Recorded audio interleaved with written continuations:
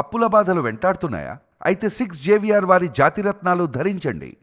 Right, breaking news చూస్తున్నాం మనం TV screen పై. హైదరాబాద్లో సంచలనం రేపిన ఘటనలో జూబ్లీహిల్స్ పోలీస్ స్టేషన్ సిఐ శ్రీనివాసరెడ్డిపై తీవ్ర ఆరోపణలు వెలుగులోకి వచ్చాయి.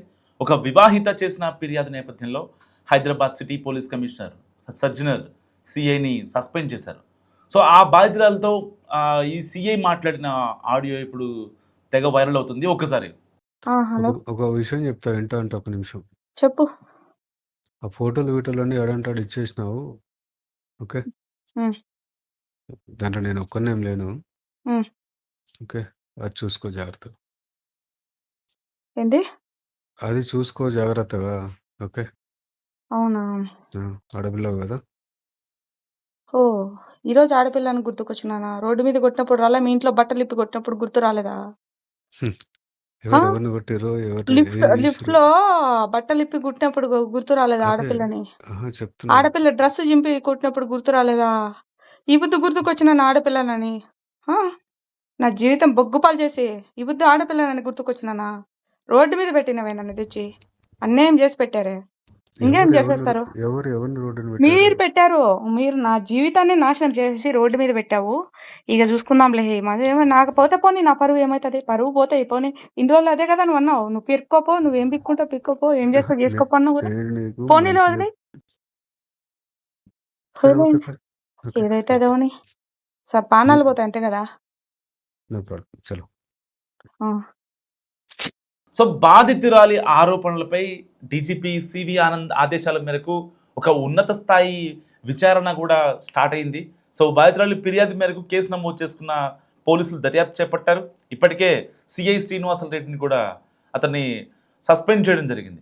సో ఇలాంటి నేపథ్యంలో అతను మాట్లాడిన మాటలు నిజంగా ఎంత దారుణంగా ఉన్నాయంటే, ఒకటి కాదు రెండు కాదు, ఆ అమ్మాయిని ఎంత హింసించాడో ఆ బాధితురాలు చెప్తున్న బాధలో మనకి అర్థమవుతున్న విషయం.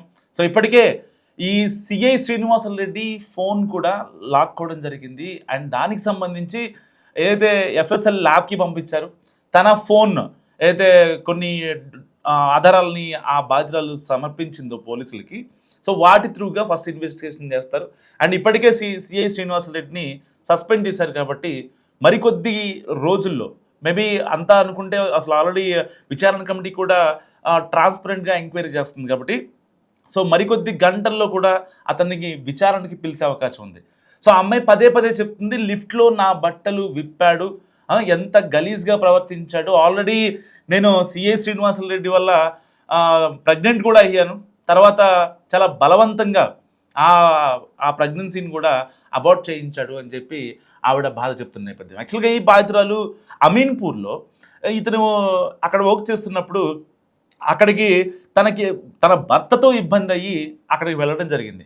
అండ్ దాని తర్వాత ఆ అమ్మాయిని వేధించి వెంటాడి శారీరకంగా వాడుకొని తన దగ్గర ఉన్న ఫోటోలు వీడియోలతో ఆ అమ్మాయిని బ్లాక్మెయిల్ చేసి దాదాపు 2 కోట్ల వరకు అతను లాగాడంట. ఏదైతే తనకి ప్రమోషన్ కోసమో లేదంటే తన ఎక్స్పెన్సెస్ కోసమో తన ఫ్యామిలీ ఎక్స్పెన్సెస్ కోసమో స్టార్టింగ్లో నాకు పెళ్ళవలేదని చెప్పి దాని తర్వాత మళ్ళీ తనకి ఇంట్లో పిల్లలకి ఏదైతే రెంట్లకి సంబంధించి డబ్బులు కావాలంటూ కూడా ఆ బాధితులని తన ఫోటోలు తన వీడియోలు చూపించి ఈ సిఐ శ్రీనివాసరెడ్డి వేధించడం జరిగింది. సరిగ్గా ఒక కేసు విషయంలో ఆ అమ్మాయి ఫిర్యాదు చేసిన వెళ్ళిన సమయంలో సిఐ తనపై లైంగిక దాడికి పాల్పడ్డాడని పేర్కొంది. అంతేకాకుండా ఆ ఘటనను వీడియోగా చిత్రీకరించి వాటిని అడ్డం పెట్టుకొని చాలాసార్లు లైంగిక దాడికి కూడా చేసడం కూడా ఆ అమ్మాయి చెప్తున్న పరిస్థితి. సో బెదిరింపులతో పాటు తన నుంచి డబ్బులు కూడా ఆల్మోస్ట్ 2 కోట్ల వరకు డబ్బులు తీసుకున్నాడు. అందుకు సంబంధించిన ఆన్లైన్ లావాదేవీల ఆధారాలను కూడా డీజీపీకి సమర్పించింది ఆ బాధితురాలు. సో సిఐ కారణంగా తాను ప్రెగ్నెంట్ అయ్యారని, అబార్ట్ కూడా చేయించాడని, ఆ హాస్పిటల్లో ఉన్న రికార్డ్స్ని కూడా తన ఫోన్ నెంబర్ నమోదు చేయించాడంట. ఎందుకంటే ఒకవేళ ఎక్కడన్నా తనకి ఏదైతే సియూజీ ఇస్తారో ఆ సిఎల్కి ఎస్ఐల్కి అయితే ఆ బిఎస్ఎన్ఎల్ నెంబర్ ఉంటుందో ఆ సియూజీ కాకుండా తన పర్సనల్ నెంబర్ కాకుండా ఆ అమ్మాయి నెంబర్ పెట్టించాడంట. ఆ రోజు ఆ అమ్మాయి చెప్పింది మీ నెంబరే పెట్టొచ్చు కదా అని చెప్పి. సో ఫర్దర్గా ఏమైనా ఇబ్బంది అవుతుందని చెప్పి ఆలోచించి చాలా లాంగ్ లాస్టింగ్గా ఈ సిఐ శ్రీనివాసులు ఆ అమ్మాయి నెంబర్ పెట్టించాడు. అలాగే హైదరాబాద్ పోస్టింగ్ కోసం సిఐ 25 లక్షల ఖర్చు పెట్టుకున్నట్లు కూడా తనతో చెప్పాడని ఫిర్యాదులు ఆరోపించింది. అంటే పోలీసులు ట్రాన్స్ఫర్లు అవ్వాలంటే డబ్బులు తీసుకుంటారు కమిషనరేట్లో అనే విషయాన్ని కూడా ఇక్కడ సిఐ శ్రీనివాసులు రెడ్డి ఆ అమ్మాయికి కన్వే చేయడం జరిగింది. సో నేను ఒక్కడనే కాదు డబ్బులు తీసుకునేది, ఇంకా చాలామంది పోలీసులు ఉన్నారు అని చెప్పి ఇండైరెక్ట్గా అమ్మాయికి హింట్ ఇచ్చాడు. సో తాను నగర పోలీస్ కమిషనర్ను కలిసి ఫిర్యాదు చేయడానికి ప్రయత్నించగా సిబ్బంది అడ్డుకున్నారని కూడా బాధితురాలు ఆరోపించింది. అంటే ఇతనికి ఉన్న ఆ ఇన్ఫ్లుయెన్స్తో, ఆ నెట్వర్క్తో వాళ్ళని కూడా ప్రలోభ పెట్టి మీరు కంప్లైంట్ ఇవ్వడానికి కుదరదు అని కమిషనరేట్కి వచ్చిన ఒక ఆడపిల్లని ఒక కమిషనరేట్లో ఉన్న సిబ్బంది అడ్డుకున్నారంటే ఎంత ఎలకత మఫ్లియా జరిగింది చూడండి. సో దీంతో వెంటనే డీజీపీ సివి ఆనంద్ను ఆశ్రయించి లిఖితపూర్వకంగా ఆమె ఫిర్యాదు ఇచ్చారు. సో ఈ ఎంటైర్ వ్యవహారాన్ని అత్యంత తీవ్రంగా పరిగణించిన డీజీపీ విచారణ బాధ్యతలను మల్టీ జోన్ ఐజీ షాన్వాజ్ కాసింకు అప్పగించారు. బాధితురాలి వాంగ్మూలాన్ని నమోదు చేయాలని వెస్ట్ జోన్ డీసీపీకి ఆదేశాలు జారీ చేస్తారు.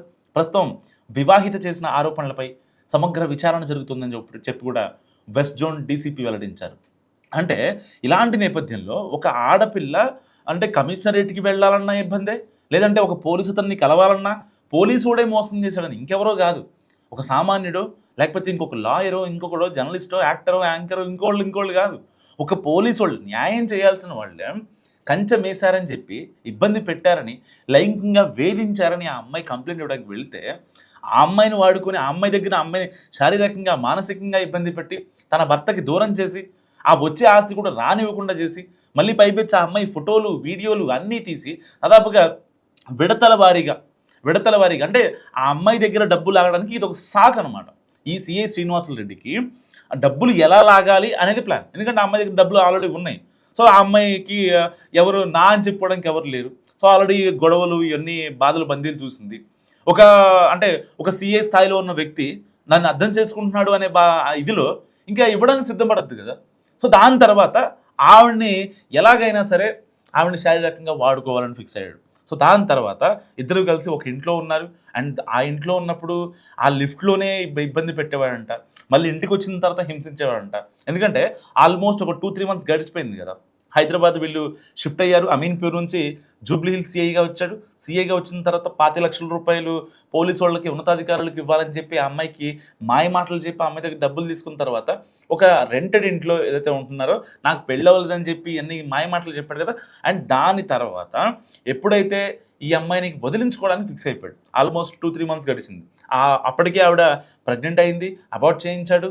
ఈవెన్ కనీసం అంటే మరి నీ ఫ్యూచర్ ఏంటి, ఫర్దర్గా నువ్వేం చేద్దాం అనుకుంటున్నావు, ఆల్మోస్ట్ అప్పటికే నీ దగ్గర 1.8 CR లాగేశాడు, దాదాపు 1,80,00,000 రూపాయలు లాగేశాడు. అండ్ దాని తర్వాత ఎలాగైనా సరే ఇక వదిలించుకోవాలి, మళ్ళీ ఇలాంటి పేడ నాకు ఉంటే రేపొద్దున వీళ్ళు బయటకు వస్తే ఇబ్బంది అవుద్ది కాబట్టి ఆల్రెడీ అబార్ట్ కూడా చేయించాడు కాబట్టి సో ఎట్టి పరిస్థితుల్లో ఆ అమ్మాయిని వదిలించుకోవాలి. సో ఇలాంటి నేపథ్యంలో ఏం చేయాలి, ఆ అమ్మాయిని మళ్ళీ బెదిరించాలి. ఎందుకు స్టార్టింగ్లో ఎలాగైతే కేసు విషయంలో వస్తే ఆ అమ్మాయిలు ఫోటోలు, వీడియోలు తీసుకొని ఎలా బెదిరించాడో ఇప్పుడు నన్ను వదిలేయని కూడా అదే ఫోటోలు, అదే వీడియోలు, వీళ్ళు అంటే దగ్గరగా ఉన్నటువంటి పిక్స్ కావచ్చు ఇవన్నీ చూపించి ఆ అమ్మాయిని లిఫ్ట్లో ఇబ్బంది పెట్టడం, వీళ్ళ ఎక్కడికైనా బయటికి వెళ్తే ఇబ్బంది పెట్టడం, అండ్ ఇంటికి వచ్చాక ఇబ్బంది పెట్టడం. అయితే ఎందుకంటే అంటే భార్య పిల్లలకి దూరంగా ఉండటం 2-3 నెలలు అంటే కుదరదు కదా ఎవరికైనా. సరే ఒక రోజో 2 రోజులో, లేదంటే డిపార్ట్మెంట్ పేరు చెప్పి మహా అయితే ఒక 1 మంత్ నాకు వేరే చోటకి వేరే కేసు గురించి దర్యాప్తు కోసం నాకు బీహార్ వెళ్ళాలి, మహారాష్ట్ర వెళ్ళాలి అని చెప్పి ఇంకొక 1 వీక్ 10 డేస్ ఎక్స్టెండ్ చేయొచ్చు. కానీ 2-3 నెలలు అంటే కుదరదు. సో దానికోసం ఎలాగైనా సరే ఆ అమ్మాయిని దూరం చేసుకోవాలి, భయపెట్టైనా, బెదిరించైనా, లేకపోతే వేధించైనా, ఏదైనా సరే. సో ఏ ఆప్షన్ ఎంచుకున్నాడంటే వేధించే ఆప్షన్ ఎంచుకున్నాడు. ఎందుకంటే ఆ అమ్మాయి చాలా గట్టిగా స్ట్రాంగ్గా ఉంది. మీరు ఆడియో కాల్ విన్నారు కదా.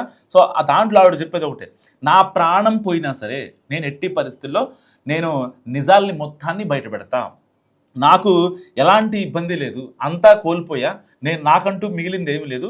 సో నువ్వు చేసిన అరాచకం వల్ల నేను ఇబ్బంది పడ్డా, ఒక మహిళ ఇబ్బంది పడింది. సో ఫర్దర్గా ఇంకొక మహిళ ఇబ్బంది పడకూడదు, దానికోసం నేను నా ప్రాణాలు పోయినా పర్లేదు, నేను మాత్రం నిజాలని బయట పెడతా అని చెప్పి ఆ ఆడియో కాల్లో చాలా క్రిస్టల్ క్లియర్గా ఆ బాధితురాలు ఈ సిఐ శ్రీనివాస్ రెడ్డితో మాట్లాడడం జరిగింది. సరే, ఇలాంటి నేపథ్యంలో 1 కాదు 2 కాదు చాలా ఎలిగేషన్స్, అంటే గతంలో కూడా సిఐ శ్రీనివాస్ రెడ్డి మీద ఇలాంటి ఎలిగేషన్స్ ఉన్నాయని చెప్పుకుంటున్న పరిస్థితి. సో మరి ఇలాంటి నేపథ్యంలో అసలు సిఐ శ్రీనివాస్ రెడ్డిని మళ్ళీ విధుల్లోకి తీసుకోవాలా వద్దా?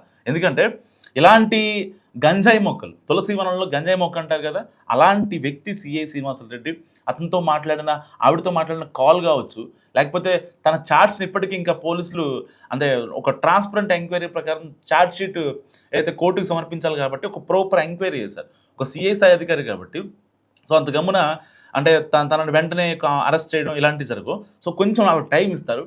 టైం ఇచ్చిన తర్వాత వాళ్ళ స్టేట్మెంట్ కూడా రికార్డ్ చేసిన తర్వాత మరి ఈ లోపల సిఐ శ్రీనివాసరెడ్డి అజ్ఞాతంలోకి వెళ్ళిపోతాడా, లేదంటే ఎటన్నా పరారీలో ఉంటాడా, లేదంటే పోలీసులకి ఎంక్వైరీకి అతను సపోర్ట్ చేస్తాడా అన్న విషయం మరి కాసేపట్లో తేలాల్సి ఉంది. సో ఇప్పటికే వెస్ట్ జోన్ డీసీపీ అఫీషియల్స్ అయితే దీని ఒక అంటే చాలా ఇదిగా తీసుకున్నారు ఈ కేసుని. ఎందుకంటే ఒక మహిళ సాక్షాత్తు కమిషనరేట్ మెట్లెక్కి ఒక సిఐ వేధించాడని చెప్పి మళ్ళీ ఆ కమిషనరేట్లో కంప్లైంట్ చేస్తానంటే అక్కడున్న సిబ్బంది కూడా వద్దు, నువ్వు కంప్లైంట్ ఇవ్వడానికి కుదరదు అని చెప్పి వీళ్ళు కరాఖండిగా మాట్లాడిన మాటలు కావచ్చు. అండ్ అయితే 25 లక్షల రూపాయలు ఏదైతే అమీన్పూర్ నుంచి జూబ్లీ హిల్స్ ఏగా ట్రాన్స్ఫర్ అవ్వడం కోసం 25 లక్షల రూపాయలు తీసుకున్నారు అని నేను ఇవ్వాలి పోలీస్ ఉన్నతాధికారులకి అని చెప్పిన ఆ మాటలు కావచ్చు, దానికి సంబంధించిన పర్ఫెక్ట్ స్క్రీన్ షాట్స్ కావచ్చు, ఆడియో కాల్స్ కావచ్చు, అవన్నీ కూడా ఆ బాధితుల దగ్గర ఉన్నాయి. సో అబార్ట్ చేయించిన ఆధారాలు అండ్ తనని మానసికంగా శారీరకంగా ఇబ్బంది పెట్టిన ఆధారాలు, ఇతనితో కాల్స్ మాట్లాడినవి, వాళ్ళ భార్య పిల్లలు లేరని చెప్పింది, అండ్ డబ్బులు లాగిన స్క్రీన్ షాట్స్ కావచ్చు, ఆ ఫోన్పే ట్రాన్సాక్షన్స్ కావచ్చు, గూగుల్ పే ట్రాన్సాక్షన్స్, ఇవన్నీ చాలా సాలిడ్ ఎవిడెన్సెస్ ఉన్నాయి. మరి ఇలాంటి నేపథ్యంలో నిజంగా ఇలాంటి వాళ్ళని ఏం చేయాలి? మస్ట్గా కామెంట్ చేయండి.